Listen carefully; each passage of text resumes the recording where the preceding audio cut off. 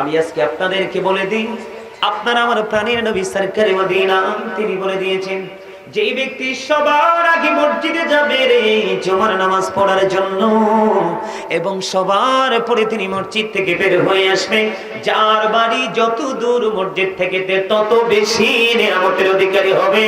যদি সে রিক্সা, cycle, auto, কোনো private কোনো বাহন যদি ব্যবহার না করে, আওয়াজ তুলে তুলে বলুন সুবহানাল্লাহ।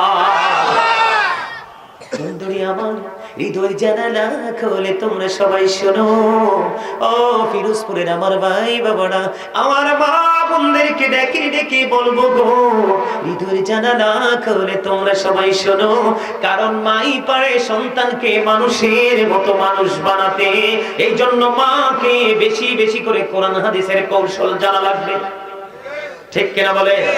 আপনার আমার প্রাণের নবী বলে দিয়েছেন, তুমি চলে গেলা সবার আগে জুম্মার দিনে উত্তম রূপে গোসল করলা, সুন্দর পাঞ্জাবিটা তুমি পরিধান করলা, এবং গায়ের মধ্যে তুমি সুন্দর সুগন্ধি লাগাইয়া হেঁটে হেঁটে তুমি জুম্মার মসজিদের দিকে রওনা করেছো, তাও সবার আগে।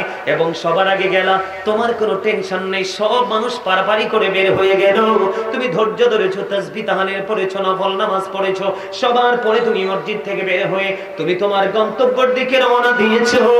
তোমার বাড়ি যাইতে যতগুলো কদম লাগবে, প্রত্যেকটা কদমের বিনিময় আলাদা আলাদা করে 1 বছর করে 1 বছরের নফল ইবাদতের সওয়াব তোমার আমল নামায় দেওয়া হবে। জোরে জোরে সুবহানাল্লাহ। বন্ধু, তোমরা প্রেম করতে জানো না, যদি প্রেম করতে জানতা আজকের এই প্যান্ডেলে কিন্তু মানুষ কুলাইতো না, কারণ তোমরা প্রেম করেছো পৃথিবীর সাথে। আল্লাহ বলেছে, বান্দা তোমরা কেমন করে তো নির্বোধ হইলা রে। আমি না বলে দিয়েছি, শয়তান তোমাদের প্রকাশ্য শত্রু। Satan is the eternal enemy of the believers. ইমানদারদের প্রকাশ্য শত্রু হলো বেঈমানেরা। তবে অধিক বেশি মুত্তাকি বান্দা যারা, আল্লাহ রাব্বুল আলামিন তাদেরকে দিয়েছেন সুখবর। আল্লাহ বলেছেন, ইন্না কাইদা শাইতানি কানা দাঈফা, Satan deception is very weak। আমার নবী বলেছেন, অধিক বেশি ইমানদার যারা, আল্লাহ রাসূলের প্রেমিক যারা, শয়তান হাজার চেষ্টা করলেও তাদেরকে পথভ্রষ্ট বা তাদের কোনো প্রতিবন্ধকতা সৃষ্টি করতে পারে না, ধোঁকা দিতে পারে না। জোরে জোরে করুন না সুবহানাল্লাহ, আর জোরে বলুন না সুবহানাল্লাহ। আল্লাহ রাব্বুল আলামিন ডেকে ডেকে বলছেন, বন্ধু বান্দারে তোমরা কেমন করে এত নির্বোধ হয়েছো। সূরা আলে ইমরানের 185 নম্বর আয়াতের শেষ অংশটা তুমি একটু চোখ বলে আসো। আল্লাহ বলেছেন, ওমাল হায়াতুদ দুনিয়া ইল্লা মাতাউল গুরুর। এই দুনিয়ার জীবন, এই পৃথিবীর জীবন একটা ধোঁকা ছাড়া আর কিছুই না। এরে ফিরোজপুরের মানুষ, তুমি সুদের মাধ্যমে হোক, ঘুষের মাধ্যমে হোক, ও বন্ধু তুমি টাকা উপার্জন করতেছো, কেউ হালাল পথ উপার্জন করতেছো, যে যেমনি পারছো করছো, তুমি চলে যাবে। তুমি কার জন্য রাখবে? তুমি অর্থগুলো রাখবে তুমি তোমার সন্তানের জন্য। কোরআন শরীফের 19 পারা সূরা শুআরার 88 নম্বর আয়াতে আল্লাহ বলেছেন, ইয়াউমা লা ইয়ানফাউ মালু ওয়ালা বানুন। জোরে জোরে বলেন আল্লাহু আকবার। আল্লাহ রাব্বুল আলামিন জানিয়ে দিয়েছেন, বন্ধু তোমার ধন সম্পদ সন্তান সন্ততি কিচ্ছু কাজে লাগবে না। তুমি কার জন্য বন্ধু জমা করছো? এখনকার ছেলেরা যেমনি ভাবে ধীরে ধীরে পথভ্রষ্ট হচ্ছে, বাবা মার কবরের পারও জিয়ারত করতে যায় না, বেদাত বলে উড়িয়ে দেয়। ঠিক কিনা বলে? আরো জোরে বলেন ঠিক না বেঠিক? এই জন্য বলেছি, নিজের বাজারটা নিজে করে কবরে যাও। আমি বারবার বলি, আপনারা সবাই এখনো কথা বলেন না। আল্লাহ রাব্বুল আলামিন যেহেতু কথা বলেন না, আমি আপনাদেরকে বলবো, আপনারা কৃপণ। জি, কথা বলেন না কেন? আপনারা যদি বলেন না না হুজুর আমরা তো কৃপণ নয়, তাহলে বলবো আপনারা অহংকারী। দুইটার তো একটা হবেন। কথা বলেন না কেন? হয়তো কৃপণ নয় তো অহংকার।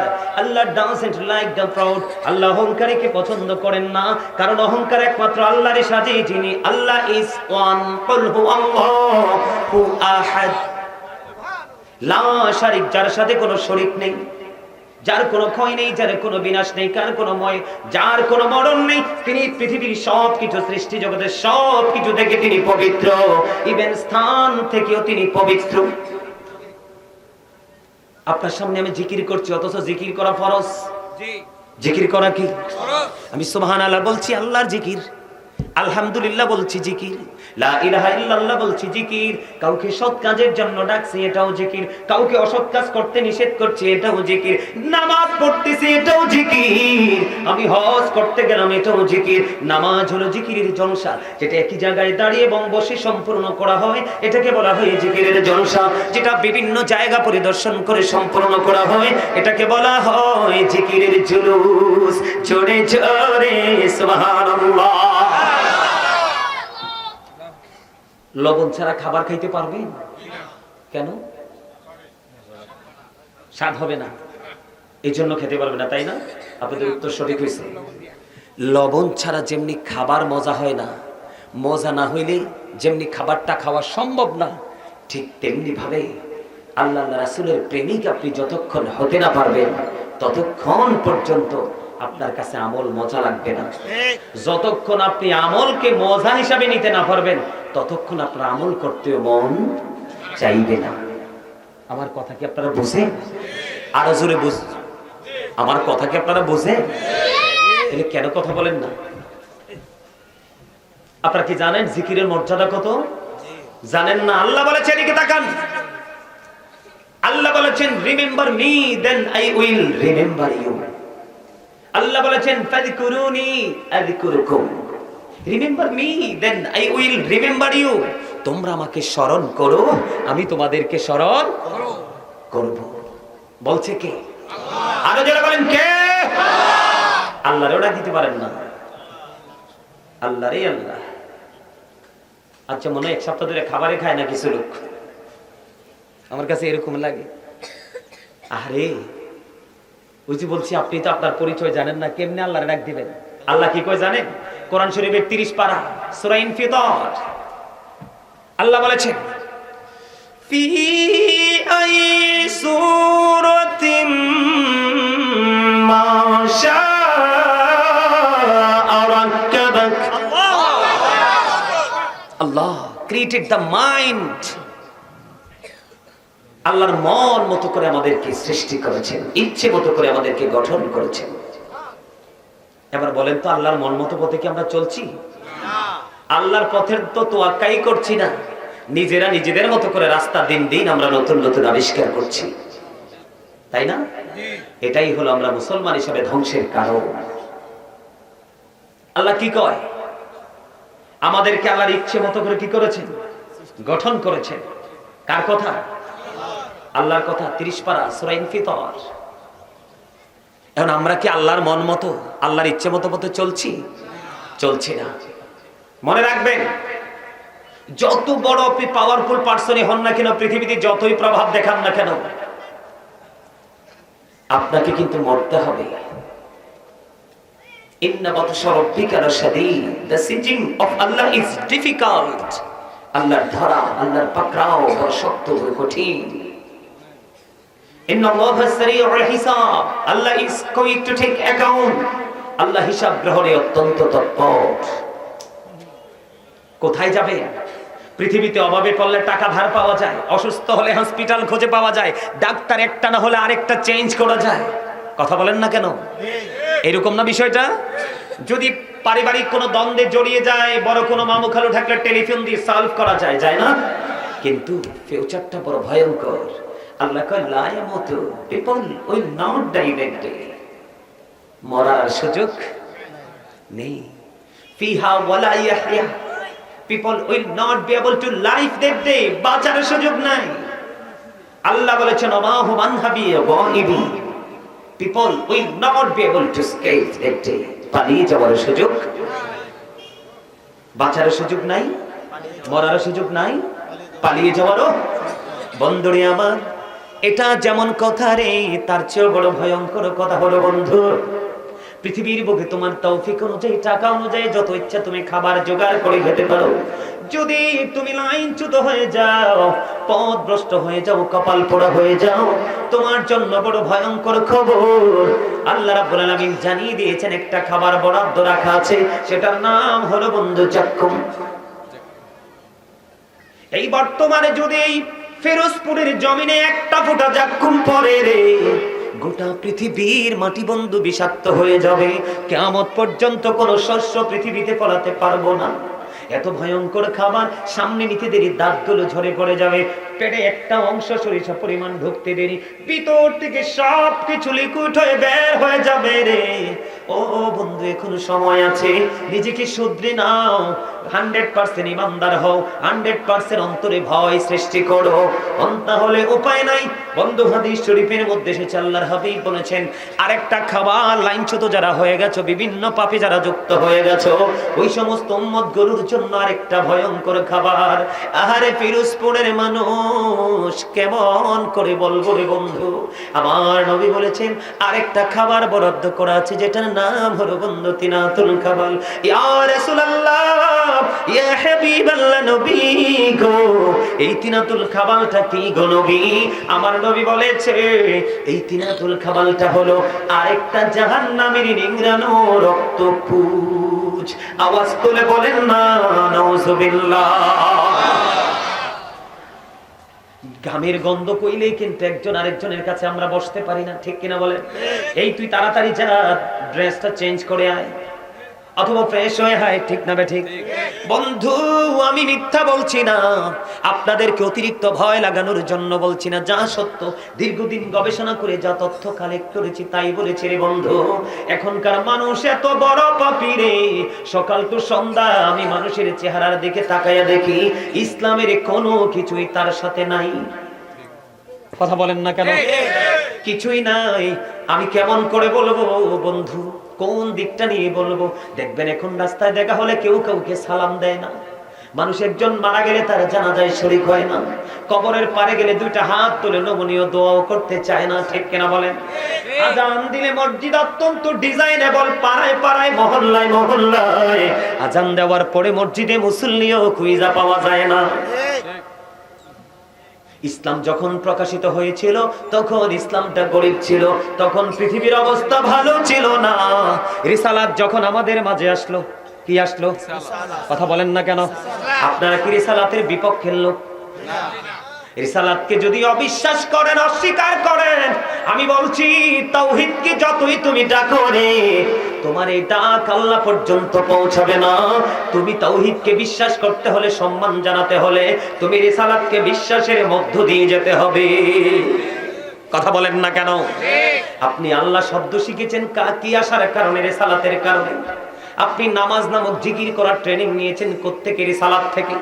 কথা বলেন না কেন? কোরআন তেলাওয়াত প্রাণ ভরে করছি বন্ধু, কোরআনের আওয়াজ শুনলে মানুষ মুখরিত হয়ে যায়, চোখের পানিগুলো ঝর্ণার মতো পড়ে। এই কোরআনের মধুর বাণী পেয়েছি রিসালাতের কারণে। কথা বলেন না কেন? আপনারা কি আমার কথা বোঝেন না? নবী রে, নবী ছাড়া কোনো কিছু পাওয়া সম্ভব নয়, ঠিক কিনা বলে? নবী যে আমাদের জন্য রহমত না গজব? কত বড় রহমত, এত বড় রহমত। আজকে হাদিসের একটা অধ্যায় বন্ধু, আসরের নামাজ পড়ে আমি বলি ভালো লাগে না, একটু কিতাব দেখি, হাদিসের একটা অধ্যায় নিয়ে বসেছি, নবীজি কেমন করে শাফায়াত করবে উম্মতগুলোকে। বন্ধু, আমার পুরো মাথা বন্ধু এলোমেলো হয়ে গেছে রে। আমার নবী পাওয়ারের খবর যখন আমি পেয়েছি বন্ধু, নিজেকে সব সময় অনেক অনেক বেশি দামি মানুষ মনে করি, আরো বেশি মনে করি আহলে সুন্নাত ওয়াল জামাতের অন্তর্ভুক্ত, আল্লাহ রাব্বুল আলামিন নগণ্য একজন গোলাম হিসেবে কবুল করেছেন। বন্ধু, আমি আপনাদেরকে আজকে বলবো নবীজি আমাদের জন্য কত বড় নিয়ামত। এই যে জিকিরের ট্রেনিং আমরা কি আল্লাহ সরাসরি দিয়েছেন না রাসূল? কথা বলেন না কেন? আপনি রাসূলকে যদি আঁকড়ে ধরতে পারেন আপন করে, তাহলে হয়ে যাবেন আপনি 100% একজন মুমিন। আর রাসূলকে যদি কোনো অংশে আপনি বাদ দিয়ে দেন, কোনো দিন নামাজ পড়তে পড়তে কপালের চামড়া ক্ষয় করে ফেলবেন, কোরআন তেলাওয়াত করতে করতে কলিজা শুকিয়ে যাবে, তারপরেও আপনি সফল হতে পারবেন না। বন্ধুরি আমার, আমি আপনাদেরকে বলি, এখনো পর্যন্ত আপনাদের জবান দিয়ে আমি জিকিরটা বের করতে পারিনি। আমার দিকে তাকান, আল্লাহ বলেছেন join with my dear people, come to my paradise. Allah বলেছেন আমার প্রিয় লোকদের সাথে যুক্ত হওয়ার, আমার জান্নাতে চলে আসো। ওই প্রিয় মানুষগুলো হলো হক্কানি আলেম এবং হক্কানি আল্লাহর ওলিরা। তারা সারাটা জীবন জিকির করতে করতে আল্লাহ পর্যন্ত পৌঁছে গেছে। আল্লাহ বলেছেন ফাযকুরুনি আযকুরুকুম, আল্লাহ বলেছেন remember me then I will remember you, তোমরা আমাকে স্মরণ করো আমি তোমাদেরকে স্মরণ করব। বলে হুজুর ফয়সালা দেন গো, আল্লাহ আমাদেরকে কেমন করে স্মরণ করবে? হযরত আবু হুরায়রা রাদিয়াল্লাহু তাআলা আনহু থেকে হাদিস কানা বর্ণিত, আমার রাসূল বলে দিয়েছেন বন্ধু তুমি আল্লাহকে যেমন মনে করবে আল্লাহ তোমার কাছে ঠিক তেমনই। ওমা ওমা ওমা, আন্নের মুসল্লিরা কিছুই তো বুঝে না, এও আন্নারা হিসন্দি কথা কইন না, প্লিজ ডোন্ট ডিস্টার্ব মি। আপনারা যদি আমার কথা শুনতে সত্যি কমফর্ট ফিল করেন আমি আলোচনা করতেই থাকবো, আর যদি মনে করেন না হুজুর আমাদের মধ্যে কিছু অনীহা আছে, আমি সাথে সাথে স্টপ, আমি নিজে সাইলেন্ট হয়ে যাব। আসলে কি আলোচনাটা শুনবেন সবাই? তাহলে তো আমার সাথে একটু কথা বলতে হবে না? আর যারা বলেন কথা বলতে হবে না? দেখেন নবীজি আমাদেরকে কেমন করে জিকিরের জন্য উৎসাহিত করতেছেন বন্ধু। নবীজি কি জিকির করে নাই? কথা কয় না।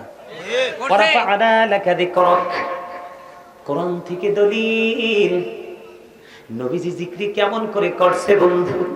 নবীজি যখন নামাজে দাঁড়াতো মাওলার জিকির হলো শ্রেষ্ঠ রে নামাজ।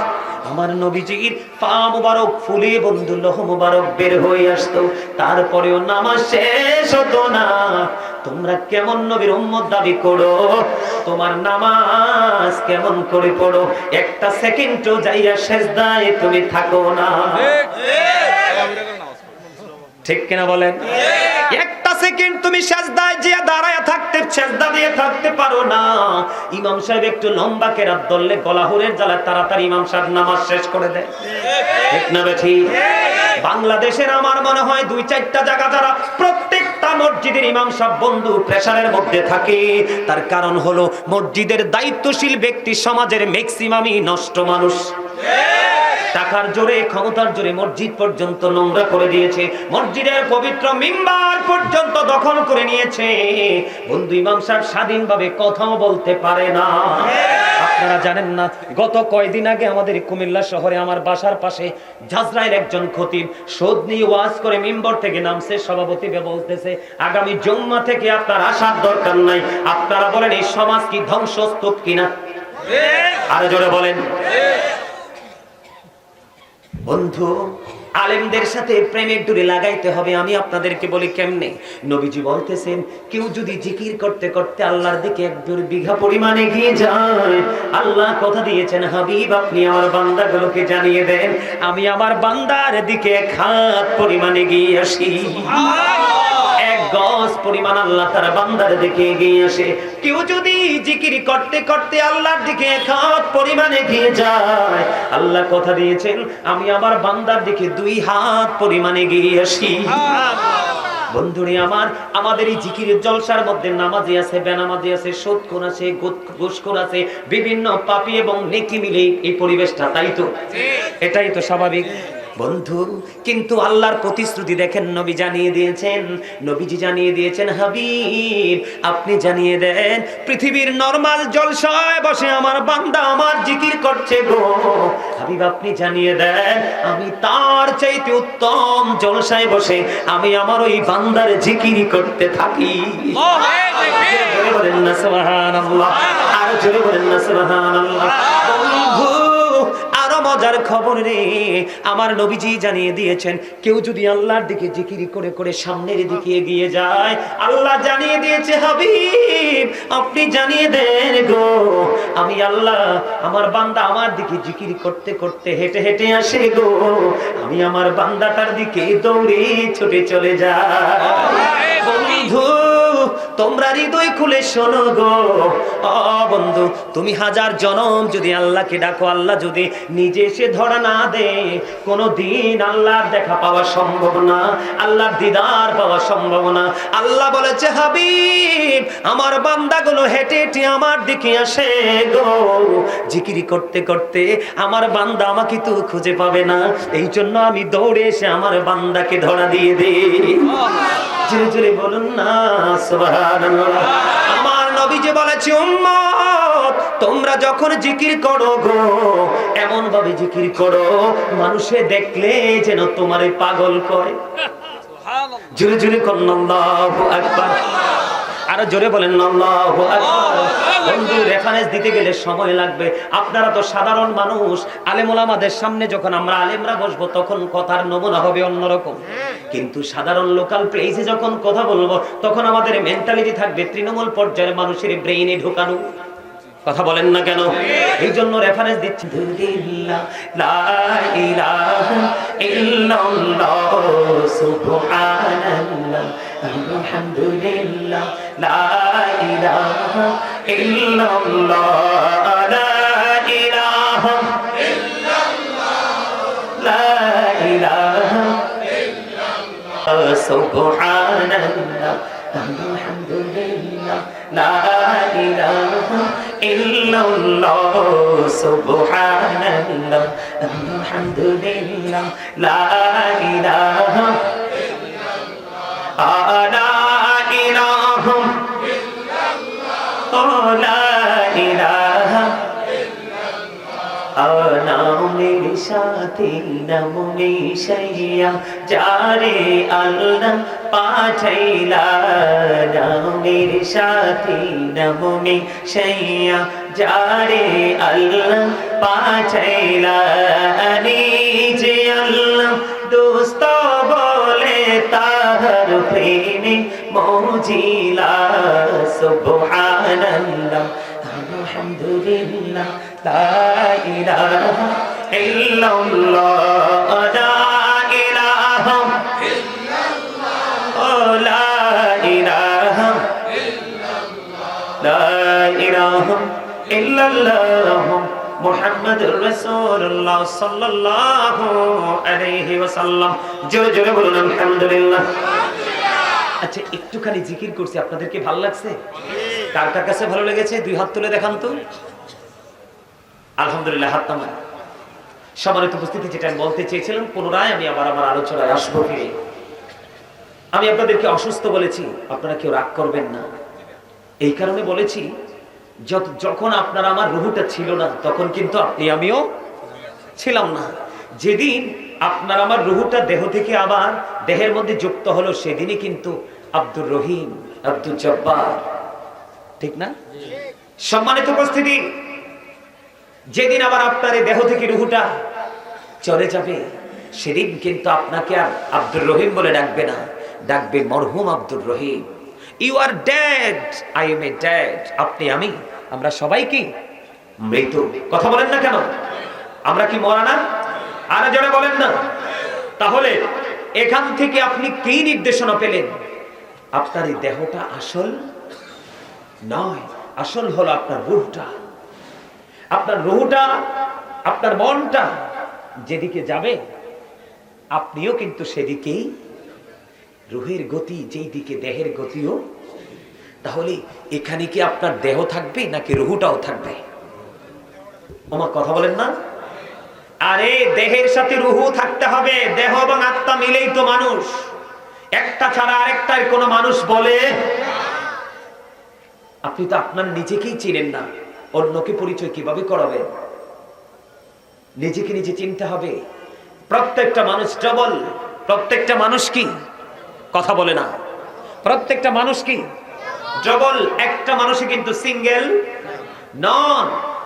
প্রতিদিন প্রত্যেকটা মানুষের দুই ধরনের খাবার কালেক্ট করতে হবে। এক ধরনের খাবার পৃথিবীর যেই কোনো আপনার লোকাল প্লেস থেকে ধরে সর্বোচ্চ জায়গা পর্যন্ত কিন্তু আপনি দেহের খাবারটা যেই কোনো জায়গা থেকে কালেক্ট করতে পারবেন, কিন্তু রুহের খোরাক কিন্তু যেই কোনো জায়গায় মিলে না। রুহের খাবারটা একেবারে সংক্ষিপ্ত, এটা সংরক্ষিত একটা জায়গায় আল্লাহ সীমাবদ্ধ করে দিয়েছেন। কোথায়? কথা বলে না। সংরক্ষিত কোথায়? সেই জায়গাটা হলো কোন জায়গাটা? আল্লাহ বলেছেন, আমার দিকে তাকান। আল্লাহ বলেছেন, join with my dear people, come to my paradise. Allah বলেছেন, join with my dear people, come to my paradise. Allah বলেছেন, ফাদখুলি ফি ইবাদি ওয়াদখুলি জান্নাতি। আল্লাহ বলেছেন, আমার প্রিয় লোকদের সাথে যুক্ত হও আর আমার জান্নাতে চলে আসো। আল্লাহর প্রিয় লোক হলো হক্কানি আলেম এবং হক্কানি আল্লাহর ওলিরা। জোরে জোরে সুবহানাল্লাহ। আরে আরো জোরে বলেন না সুবহানাল্লাহ। আচ্ছা, আপনারা কি বোবা মানুষ দেখছেন? দেখেছেন? সে কি কথা বলতে পারে? পারে না। এই জন্য তার পৃথিবী কি সহজ না কঠিন? কঠিন। আপনাদের মাথা এখনো ঠিক হয় নাই। বোবা মানুষের পৃথিবী কি সহজ? কঠিন, ভেরি হার্ড তার লাইফটা, ঠিক না? কিন্তু আপনার আমার লাইফ একেবারে ইজি। কথা বলেন না কেন? একজনের বাক শক্তি আছে, আরেকজনের বাক শক্তি নেই। যার আছে তার কাছে সবকিছু একেবারে সহজ, যার নাই তার কাছে সবকিছুই কঠিন। কঠিন না? আমার কথাগুলো আপনাদেরকে বোঝানোর জন্য, এগুলো আমার আলোচনা নয়। সম্মানিত উপস্থিতি, কেন বললাম জানেন? যিনি জিকির করে ইনি হলেন জিন্দা, যিনি জিকির করেন না ইনি হলেন মুর্দা। যিনি জিকির করেন তিনি হলেন জাকির, যিনি জিকির করেন না তিনি হলেন গাফেল। কথা বলেন। সামনে আসেন, সামনে এসে বসেন। হুজুর মানুষ পিছে থাইনি। আপনারা তো সবাই আমার চেয়ে বেশি বুদ্ধিমান, কিন্তু কি করবো, আপনারা দাওয়াত দিচ্ছেন, আমার চেয়ারে তো বই তৈব আমারই। সামনে আসেন, এখানে আসেন। আরে পিছে বই কিনলে গে? আমার জীবনে কোরআন হাদিসের কোন কিতাবে আমি পিছে কিচ্ছু আছে আমি এমন দলিল পাইছি না। আপনারা পাইছেননি? যত নিয়ামত সব সামনে। সব কি? সব কোথায়? সব সামনে। যেমন আগামীকাল কি জুম্মার দিন, সবার আগে